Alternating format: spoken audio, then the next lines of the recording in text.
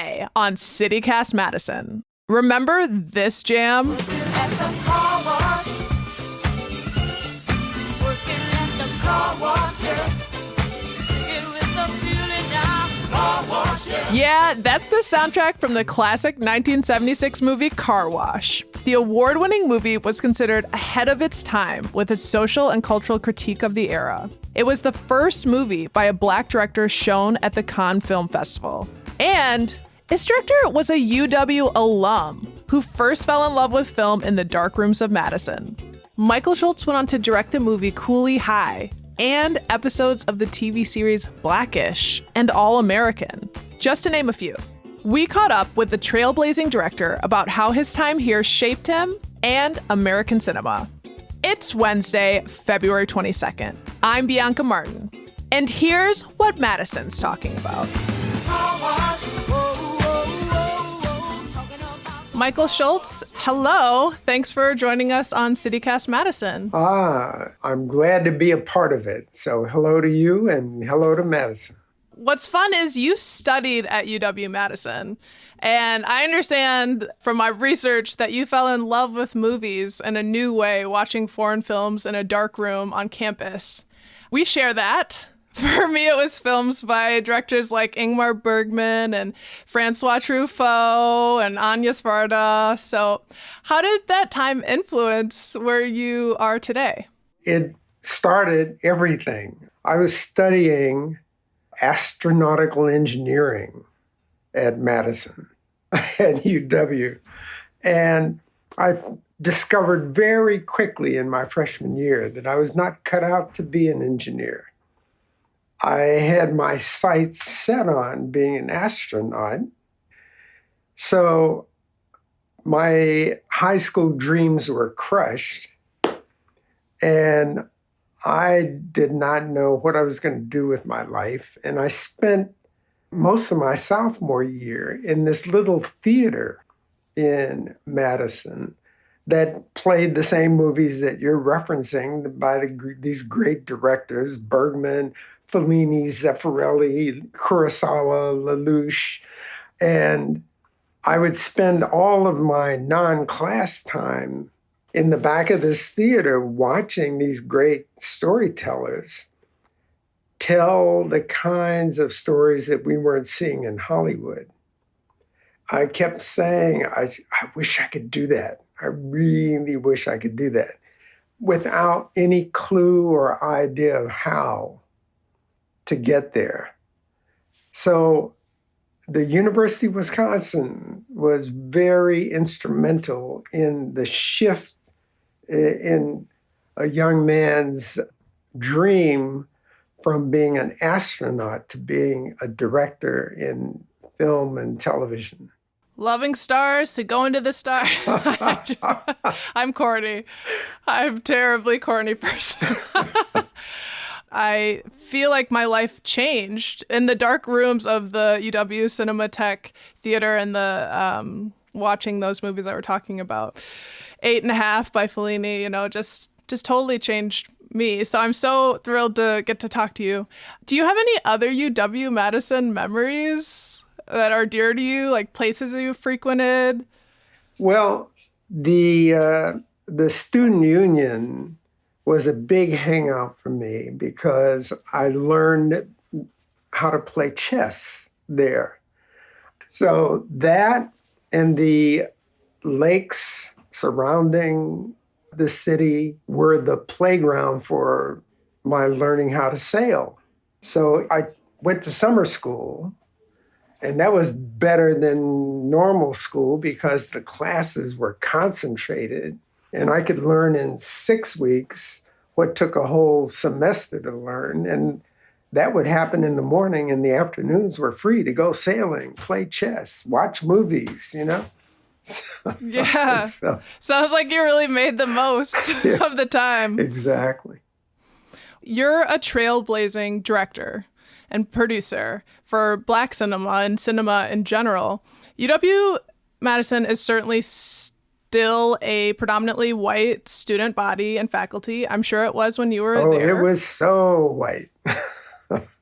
there were a sprinkling of students of color there. Yeah, and I'm curious, were you watching any films about or made by Black folks? No, there was no, the film education as far as the contribution of Black filmmakers was so lacking, and probably still is in most university environments. I had to look for a Black film. I remember doing a final on Melvin Van Peebles' Story of a 3-Day Pass from '67 about a Black U.S. vet who falls in love with a Parisian woman. Would you say that lack of representation pushed you to take that stage and make the space for different storytelling? Oh, absolutely. Because growing up, I mean, the movies that we saw were Tom Mix and Flash Gordon and your normal Hollywood movies, but there was no Black representation at all until Dorothy Dandridge and, well, I won't say there was no, it was spotty. We occasionally saw a film with characters that we had some ability to relate to in terms of the culture. But until Sidney Poitier came on the scene, there were very few characters that had any stature that was above maid or servant or, the Stepin Fetchit, the comedy guys, and all of that.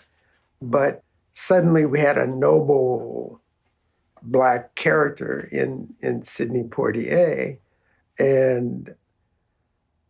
but there were no Black directors, and I wanted to be a director.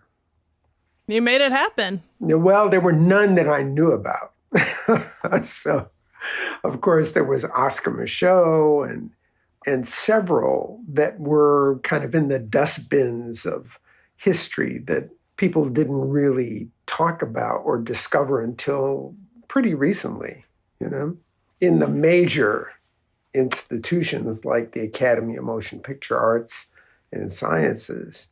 So I wanted to tell stories about our people because I thought it was critically important for people to know who we really were as opposed to the two-dimensional characters that they were seeing on screen. Yeah. And that absolutely characterizes your work. So we're going to talk about that. Get into it now in the sense that 4 of your hit movies are being featured in the UW Cinematheque Spring Offerings. So people can find your works. And this is in partnership with the Sunday Cinematheque at the Chazen series, their once-a-month screenings. You're best known for Cooley High, and that was up first in January. And the next up is Car Wash, and followed by that is Living Large and The Last Dragon. And so I want to start with The Car Wash from 1976. It is so fun. It is so full of life, hilarious, stylish, and among many, Richard Pryor's in it. Pointer Sisters. And now it's coming on 50 years almost, but it still feels current, right? It still feels totally relevant and entertaining as ever. It's so interesting because that movie was written by Joel Schumacher, a white guy, but he really knew those characters. He was a New Yorker, so he was influenced by a lot of people that he knew. The only thing that has changed since we made that movie is the technology in the car wash. Oh! So now you don't need all those people because most of it's mechanized. But other than the technology, the conditions still exist. The characters that you meet in that movie still exist.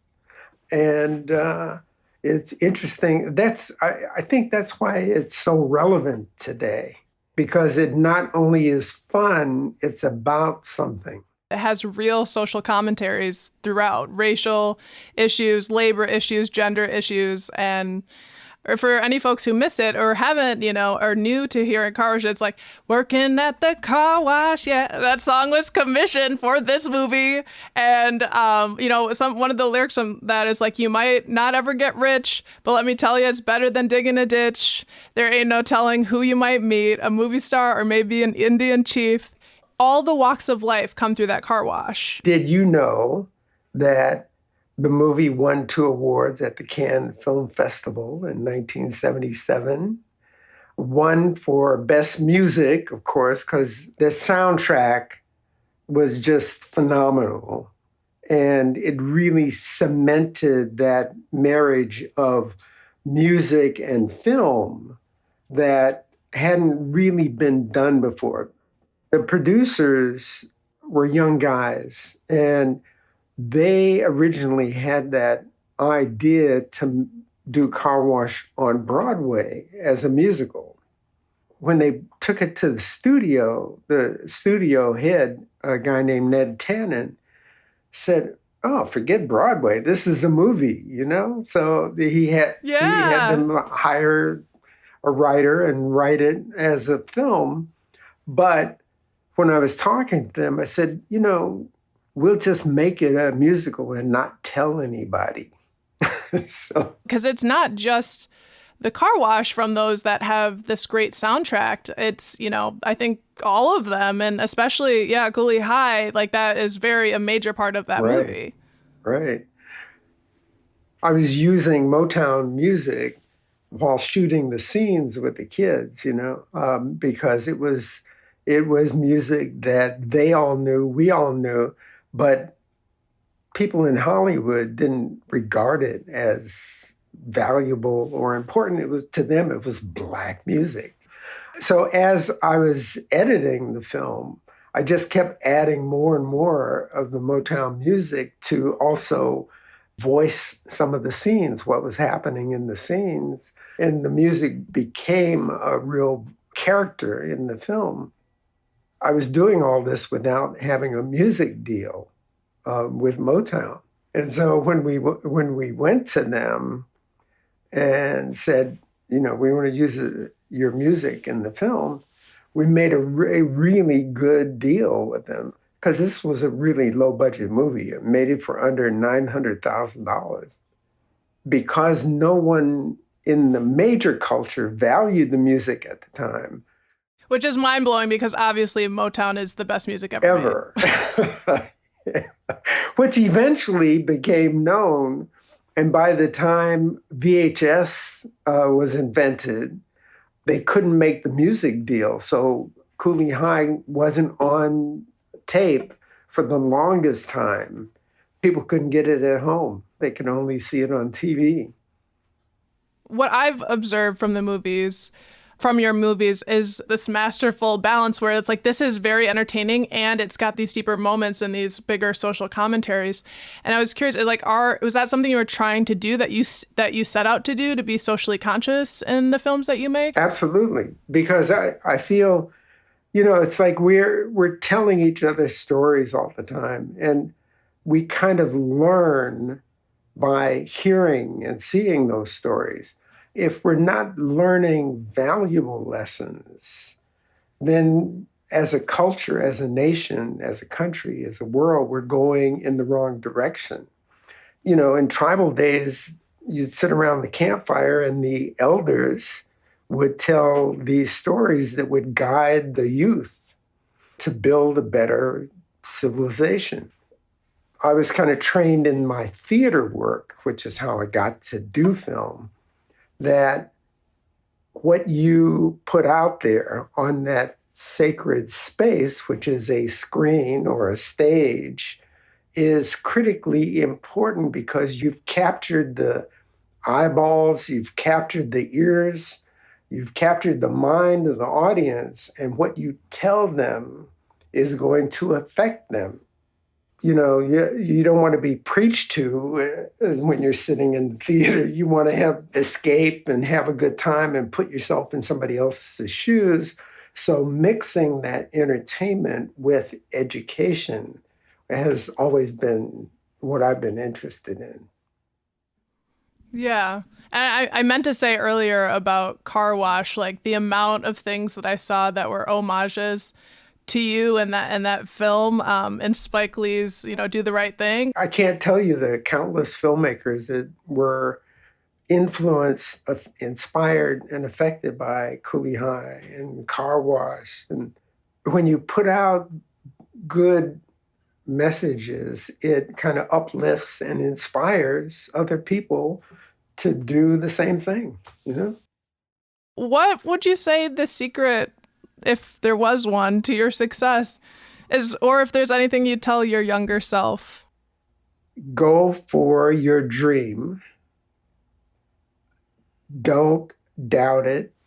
In spite of everything that may come at you, that you have to do to achieve it. And don't work for the money. Work for the love of what it is you want to do, and the money will come. That's truth. You're still working. What's on the dock now? Like, what are you up to? I do a lot of episodic television. I do shows called All American, Homecoming, a new show called Found, which will air in the fall, which is really good. And there may be a new Last Dragon on the horizon. Okay. I heard that. Michael Schultz, thank you so You're much. welcome. This has been just an absolute honor to talk to you and a pleasure. Bianca, thank you so much. Good luck to you. And I wish I could be there in Madison watching the audience watch those 4 movies. That was director Michael Schultz. And if you're like me and now you really want to see Car Wash again, you're in luck. It's playing on a big screen this Sunday, February 26th at the Chazen Art Museum. It's an afternoon show and it's free and open to the public. It's one of several films by Schultz the UW-Madison Cinematheque is highlighting this spring. Check out our show notes for more details.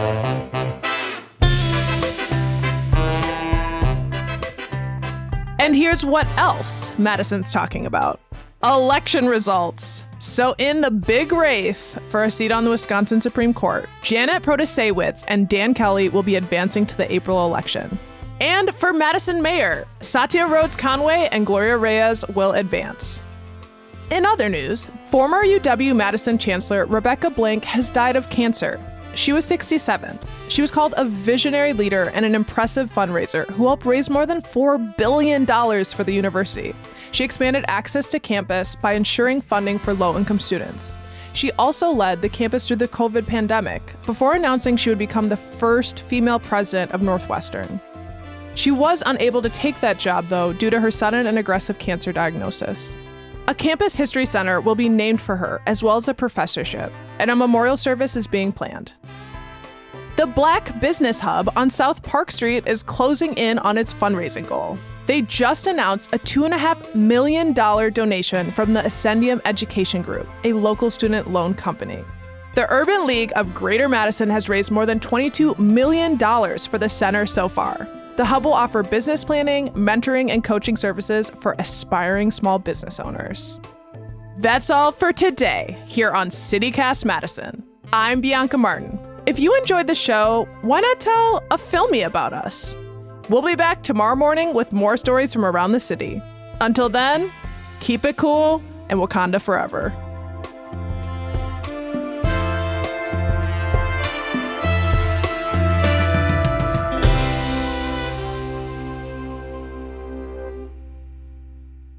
Working at the car wash.